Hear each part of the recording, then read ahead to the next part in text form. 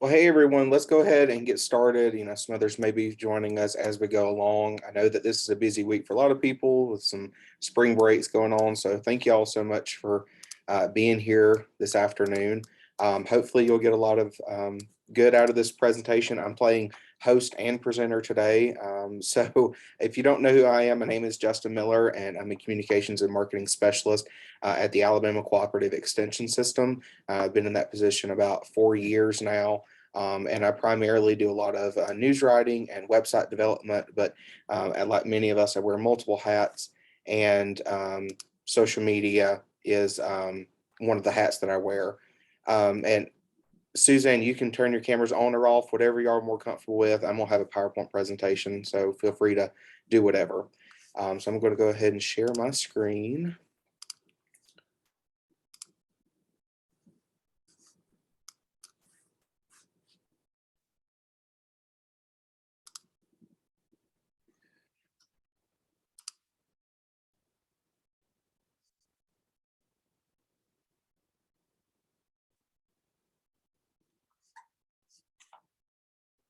Okay, can everybody see my home screen correctly? If you can give thumbs up or someone say yes. Okay, perfect.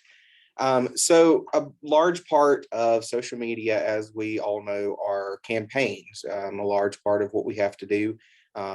Sometimes there's a need for them, and so it's important to kind of know how to develop them and really kind of come up with a game plan that's really going to really be successful for all of you. So that's what we're going to talk about today, kind of just how you can develop social media. This is by no means all the information that's out there. This is just some things that I've learned in my experiences working throughout the years.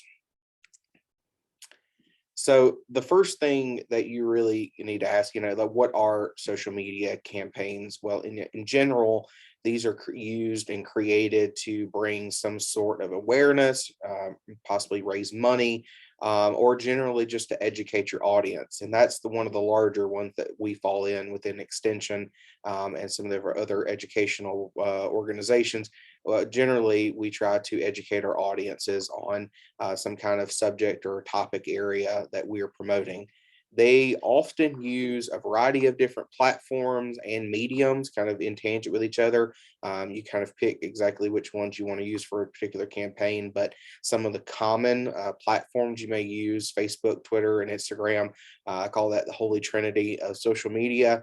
So those are some quite common you're seeing nowadays with the development of TikTok. That's also a very common one used kind of with younger generations. And then mediums, that they run the gamut between video and text and images and graphics, anything that you kind of include in that. So that can really be a large deal. So for this presentation, I've really come up with kind of two different types of social media campaigns, and that is the planned campaign and the unplanned campaign. So when you're talking about something you've planned as a campaign, the items such as the date, the times, the materials, the topics, all of those things are going to be determined in advance. You're going to have all those prepared before the campaign generally even starts. So these campaigns, they will have that clear outline, a goal, a message. You kind of know exactly what every post of that campaign is going to lead to, supporting your overall message. And like I said, these materials are created well before your campaign even begins. It's often great to have some of those things prepared even before you have, so you know exactly which direction you're going to go in.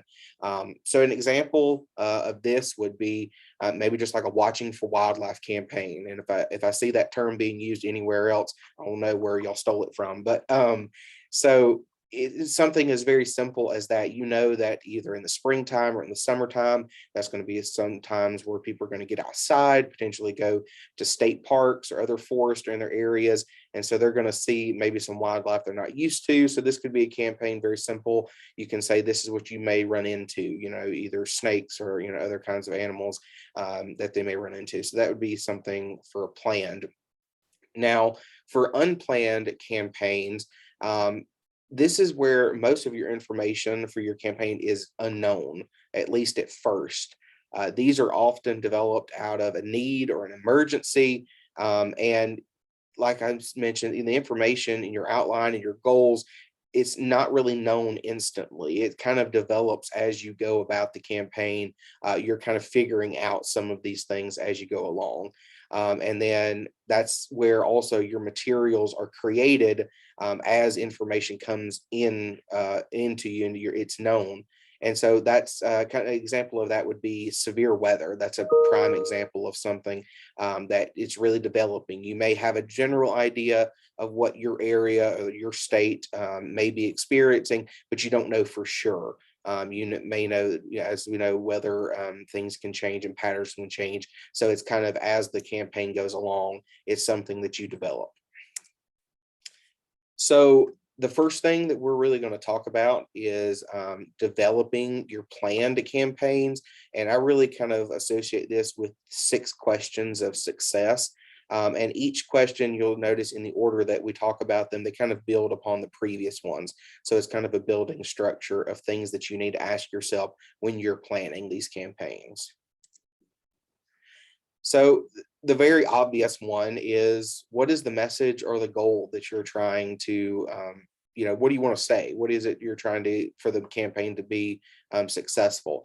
And that's something that's kind of important. You need to understand what you want your audience to take away from the campaign at the end of it. And so this is a very important step. It's simple. It should seem very obvious, but sometimes it's very important to go ahead and write out, this is what we want this audience to take away from this overall campaign. So you know of a driving message, you know what everything you're doing is working towards. So the second question is, who is your audience? Who are you trying to reach with this goal? You've got your goal, now who you're trying to reach with it. So in order to do this, you kind of need to know what ages, ethnicities, genders, educational backgrounds, all these different makeups of audience. You kind of need to know who that is, because knowing who your audience is going to greatly impact how you develop the rest of your campaign. And we'll see here in a little bit examples of that, why that is. But knowing these audiences, and your social media numbers better than anybody, but knowing who is made up of that audience and kind of where they're coming from, their ideals and their logic coming from, you need to understand that. So the next question is the timeline. What is your timeline? And this is also very important for development, understanding how quickly things need to come out, and also could it be time sensitive, that information, you don't want to be doing a campaign about harvest safety, well, a month after harvest is already over. So you kind of need to know what your timeline is. So when should the campaign begin and end? How often will you post? And that's obviously greatly dependent on the days and the times that your audience is on and active and engaging in your social media platforms. That's how that's really going to dictate that. And then also, how much time after you've kind of established this, does this leave for production? This is very beneficial in kind of visually seeing your timeline. So you know that, oh, I've only got 2 weeks of production time before I need this to be launched. So that's an important factor to ask yourself. So this one, again, maybe a little on the nose, a little obvious, but what platforms are you going to use? It seems like every day there's another social media platform taking place. TikTok, like I mentioned, is an evolving one that a lot of people are trying to use to get younger generations. But these are all campaigns are not going to be created equal on this instance. You're going to pick your platforms that really kind of go with that particular campaign. If it's video heavy, it may be something that you want to do only through Instagram or through Reels or something like that. So that's important to know, is which platforms you think are going to be getting your message to your audience the best. And then we mentioned how, knowing what your audience is, that's really going to help determine kind of the platforms you use. As we say, if your audience is going to be, middle-aged people between like 50s and 60, then Facebook may be the obvious one that you're going to use, and you may not use TikTok on that one, because you're not really trying to reach that audience. You're really trying to reach the audience, that may be on Facebook. Facebook seems to be older generations a lot more than younger generations. So those are going to be some things that kind of help you pick out what your platform is going to be. So the next question that you're going to ask is, what materials are you going to need? This is something that campaigns can use, as we mentioned, a lot of different mediums to kind of display your information, or they can use kind of one particular. It really all depends on what materials best support your message. And that's really at the point of the day. If you wanted to use, graphics or videos, it's great you can use all those. You can use a multiple of those if they are ultimately supporting your message, because some materials may support videos, it may support things, but there may be some things where it's either a little more simple or a little more complex, to where, some of these elements wouldn't be appropriate for getting the message across to your audience. And we mentioned the timeline aspect earlier. This is where that kind of comes back into play, is what materials can work within the timeline that you're trying to reach. There may be a campaign that you want to do that where videos would be an amazing way to get your message out there to your audience, but you may not have the production time to do those type of videos. So you may have to go with something like a graphic instead, something a little quicker to produce. So these are some things that you kind of consider, and really is going to dictate what materials you're going to use in this campaign. So the last thing that you're going to do is you need to understand how you're going to measure the success of your campaign. If you don't really have that set ahead of time, you're really not going to know at the end of it whether you accomplished the goal or not. And this can be anything that you really want it to be. Are you going to measure your success by engagements? Are you going to do page likes or follows? If you're trying to raise money, how much money did you raise? Did you meet your goal of that? So you're really going to need to set that aside and understand at the end of this campaign, what element, what figure am I going to look at to know whether we were successful or not? And that's going to help you build off future campaigns, is knowing how to measure your success. So after you've asked these questions, these 6 questions, you're ready to start your production for your planned campaign. So you're going to design any of the videos, any of the graphics, any of the materials needed for the campaign. You're going to go ahead and start producing those. It's also a really good idea to not only do the kind of the more complex things as videos and graphics, but writing something as simple as go ahead and writing out the text that's going to go along with the post that you're going to post. That can be a great way to save time, and you can just go ahead and be scheduling out those things for the future of the campaign. You also want to make sure that you're using images and capturing images that's appropriate for your campaign. It always seems like sometimes we'll run into instances where we say, oh, well, we know we have images, and then the day of that post you're supposed to do, you can't find that one image that you were looking anywhere. So go ahead and make sure you have all those images laid out and ready to go, so right at a finger's tip, so you can implement those into your campaign. And then the last thing that you really want to leave time for is editing and review. I feel like this is the stepchild of the production schedule of editing. It's so important that you understand that not only that your materials are directing people to the message that you're trying to do, but also simple things as style and grammar and things like that. It's nothing can make your campaign kind of go down in credibility grammar issues or things like that. So make sure that you incorporate that into your production cycle as well. So we've talked about planned campaigns. Now we're kind of moving on to planning and preparing for unplanned campaigns. You may think, Justin, that's crazy. How can you plan for the unplanned? And you can't really plan for everything, but there are a few things that you can do that kind of helps you more or less prepare for these campaigns when you're faced with them. So one of the things that we implement here that's really been important is having a blank outline of really those 6 questions that we just answered in the planned campaign. Because the only difference really between planned and unplanned is that the information is not really known up front. But as you go throughout your campaign, you're still going to want to answer the questions, these 6 questions that we went over before. So, what is the message and the goal? Who's your audience? What's the timeline? What platforms, what materials, how will you measure success? These are all important to even include in these emergency type situations, mainly for growth of the next time. How can you improve next time in some of these same scenarios?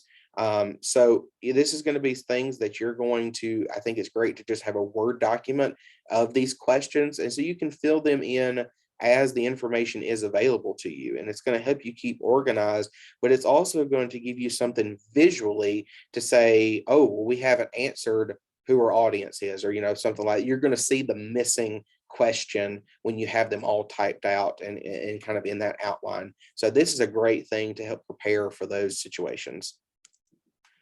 The next thing that has really helped us is having graphic templates to help you kind of prepare for these type of situations. These are some files that I keep on my desktop, and you can see that these 2 images are very similar to each other. It has the same text. A lot of this stuff is locked in as far as the color and the pattern and the logo location. So this really makes it easy to where I can just go into my Photoshop files and replace the text that I really want it to do. And it's going to be a whole lot quicker. I don't have to worry about as much of the design aspects of it. I can quickly do this. And so you can create templates for cover photos for Facebook and Twitter. You can do this for the Instagram sizing of things. You can use a lot of these templates and be able to get something out really quickly.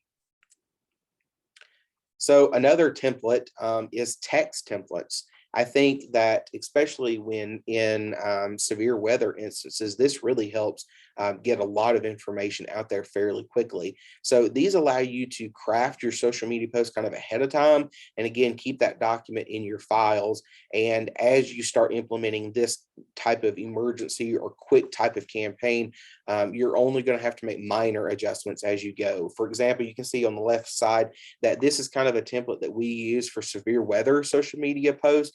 We have a preparation and recovery emergency handbook on our website. And so we kind of know the materials that we're going to have. We know that we have like a watches and warnings publication, or we know we have a tornado safety publication. We know the resources we're going to have. The only things that may change are specific to that storm or specific to that type of disaster or whatever it is. So in this, first one, humans are not the only ones who need to prepare when severe weather is moving in, and it's talking about preparation for pets and dogs. So you can do just a short sentence above that and say, hurricane such and such is on the move. Humans are not the only ones to, you need to prepare for that. And then you can post it and be done with it. So that's something that's really quick that can help you a lot in these unplanned campaigns. So I know that was a lot of information thrown at y'all at one time, but I thought it would also help to kind of show maybe some popular campaigns that we've done over the years, some things that has been really beneficial to us. And so, we're just going to go through some examples. And if you have any questions during all this, feel free to speak up as we go throughout them, or we're going to do a question and answer at the end, so you can wait till then as well. So this is a campaign, it's the wildlife campaign that we coined it several years ago. And this was something that it wasn't too much planning involved in it, but we kind of knew that we had some people asking some questions about particular wildlife, and we kind of noticed and picked up that the creepy factor within our pages was kind of a big thing. And so we kind of took that and run with it. And, over a few months during the summer, we kind of just different things through Facebook, Twitter, and Instagram. We kind of use some graphics, some text, some images, some news articles to kind of get this same feel. They weren't necessarily identical. There were some differences between them, but they all kind of united under that wildlife campaign umbrella. And so you can see the two of the graphics we use. Again, we tried to go with the creepy spooky look to some of these graphics to kind of draw people in, talking about the coral snake and mountain lions in Alabama. I know that's not a question in some parts of the country, but it's apparently a very debated topic in Alabama. Are mountain lions here or are they not? So that was something we fed off of, and this was a fun campaign to do. So the next campaign, again, severe weather is a big one that we kind of deal with a lot here, right off of, hurricanes and tornadoes spinoffs a lot of the time. So Hurricane Michael, when it came through, it really devastated the Wiregrass region of Alabama. And I think there's 5 counties that it really hit in particular. And this was something where we had to do social media campaign that kind of talked about preparation type of information. As you'll see that on the left image, that this is some people picking cotton. The rain we knew was coming, and it was going to basically came at the worst possible time. It came right during harvest season for cotton. A lot of people had already sprayed defoliant on their crops, and so these men and women were working around the clock to try to harvest as much as they possibly could. And so it was important for us to make sure we were putting out those messages of like, here's kind of the updates of how often some of this rain is going to be coming in. And then also the recovery aspect we did through social media as well. As you can see, we started a Michael recovery website. It kind of had some information, and we put that out through social media as well. And this really helped, not only in the immediate aspect of what we were trying to deal with preparation and recovery, but a lot of the numbers that we were able to do through social media really helped in reporting, and that reporting in turn really helped to really secure some funding, some much needed funding for farmers in that area. And so we were very happy that our social media campaign was able to do that, was able to help in some aspect to get some of that recovery efforts and recovery funding to the farmers in that area. So this campaign is one of our newer ones. We just entered this for an ACE award this year. We're very excited about this one. This really kind of spun off the Good Bugs, Bad Bugs campaign, where there was a project that came in, as you can see these posters below, and the posters were not really meant for social media. That's not what they were intended for. They were intended for an in-person event, but we just, the illustrations that our designer, Bruce Dupree, did on these things, we said these are too good not to use on social media. And that's the fun thing about campaigns. They can be, spun off of a lot of other products, can kind of inspire social media campaigns, directing people back. So what we did for these is we kind of took the illustration of each of these bugs, and we kind of posted periodically over a few weeks period over on Facebook, Twitter, Instagram, and we just kind of, kept it fun, kept it light. Obviously, this is very visually appealing of a campaign. And so we posted the little facts about each of these bugs with their illustration, and we pointed back to the website where people could download the full posters. And there was also some coloring sheets that went along with these posters. So that made it extra fun. So we really enjoyed this. It was a beautiful campaign that we were very happy to do. And so we're moving on from the very happy one to one that we really wish we didn't have to do. But this was yet again another important thing for us to do. In August of last year, we participated in what we called the Get the Shot campaign. And sadly, at the time, Alabama was last in the country in vaccination of COVID-19 rates. And that was something that was really troubling to us and administration. And so part of our human sciences group got a national grant to kind of promote the use of these, promote getting vaccinated, getting shots, but kind of addressing some of the things that really just misconceptions about it. And that's what really was rampant. And that's also on social media was a large factor in that. So we really wanted to use only on social media kind of some shocking, maybe upsetting type of information, but also directing back to information that was science and research based. We partnered with the Auburn University College of Pharmacy in some of the information we were providing. Obviously, the CDC played a large part in that, pulling information as well. And this was something where we tried to, again, have some fun with some of these things, trying to lighten the mood a little bit. And so you can see on the left-hand side, there is Aunt Bee from the Andy Griffith Show. This was the first one that kicked off our campaign. And in the South, sometimes the biggest insult that you can have is you say, bless their heart, So it was something that we knew Southerners would relate to. People in Alabama would relate to this. And it did. It obviously caught wildfire with something like this. And then there were some other ones on the right-hand side that really kind of address some of those. This is not fake, this is not a hoax, this is no conspiracy. This is science-based research that we're sharing. And so this was something that we went for a month long, and at the end of it, I think we were a little slightly damaged, worse for wear on some of us personally, but overall, I think the campaign was really successful, and ended up, obviously, our vaccination rate did go up in the state during that month. So we were very happy with those results. So that's all I had for really today for my presentation. Does anybody have any questions? You can feel free to put it in the chat or unmute and ask.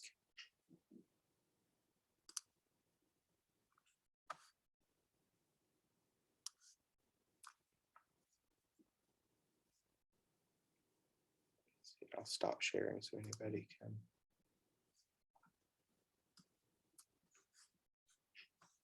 So any questions?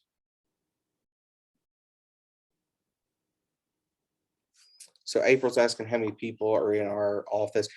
So we, between full-time staff and part-time TES positions, we can range between 15 and 20. So we have a fairly large department. We're very thankful for that. But we have anywhere from between 15 and 20.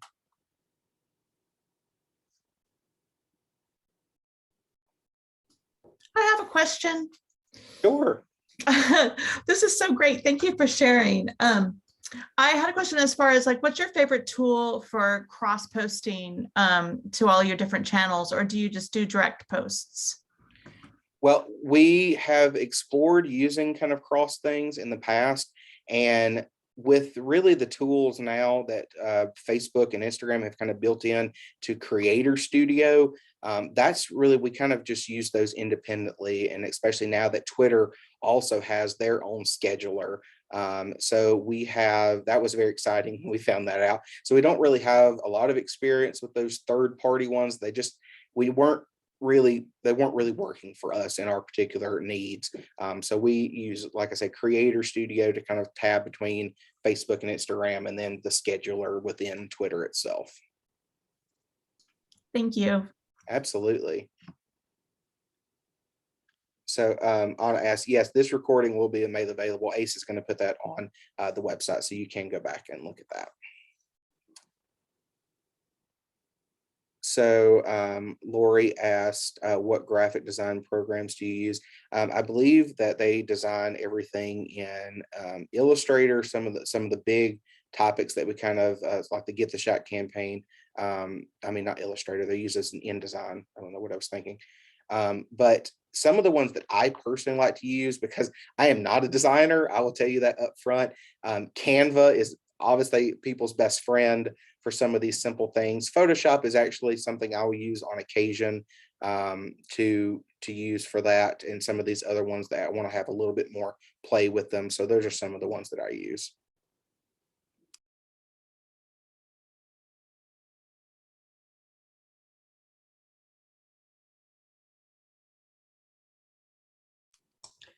Hey, Justin, what kind of metrics did you get out of these?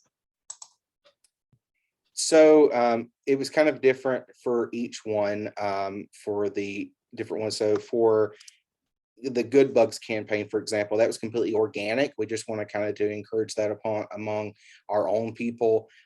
So it was really responsive. I think we kind of targeted that gardening bug, a lot of people who enjoyed that. So that one was fairly successful. The Get the Shot campaign was something that had tremendous numbers within that one. I think the Aunt Bee first one really came out with, I want to say it was over 800,000 people reached on that one. I may be misquoting that. I may have to look back at that. But it was, there was so much engagement with that first one it truly took off like wildfire for some of those things.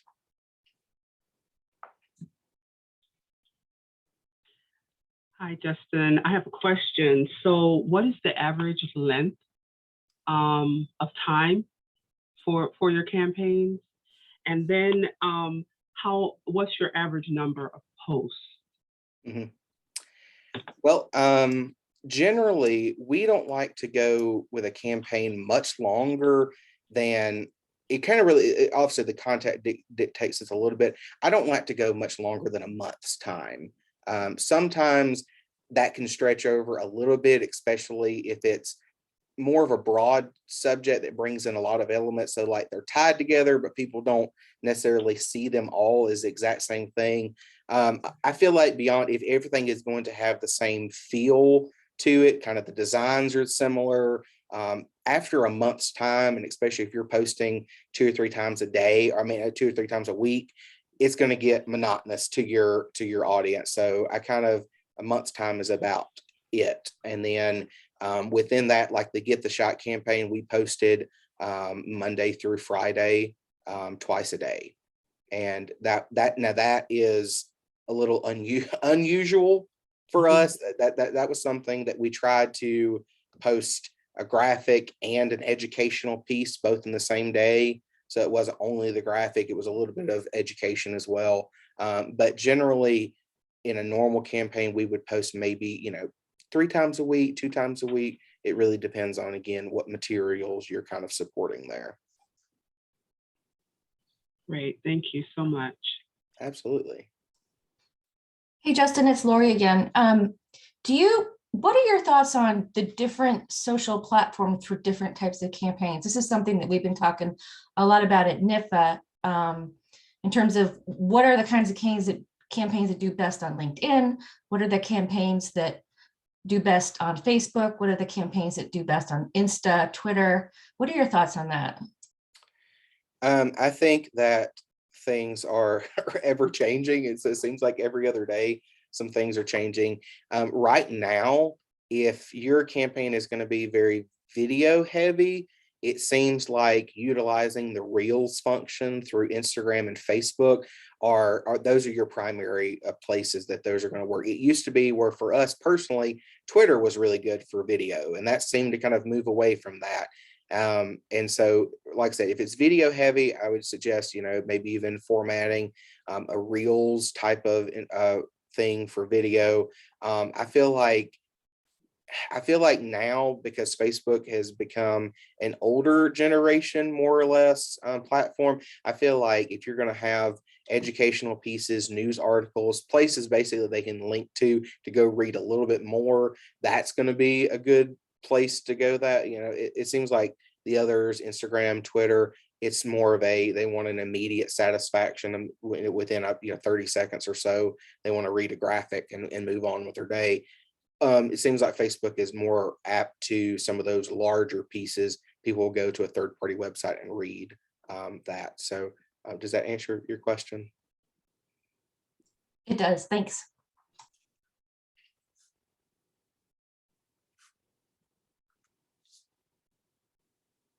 So is there any other questions?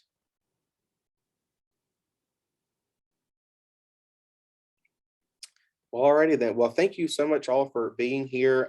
Like I said, if you do have any questions, feel free to contact me personally, my email or my phone number. If you have any questions, this presentation is going to be posted on the website eventually. So if you do want to go back and look at it again, but we thank you so much for being here.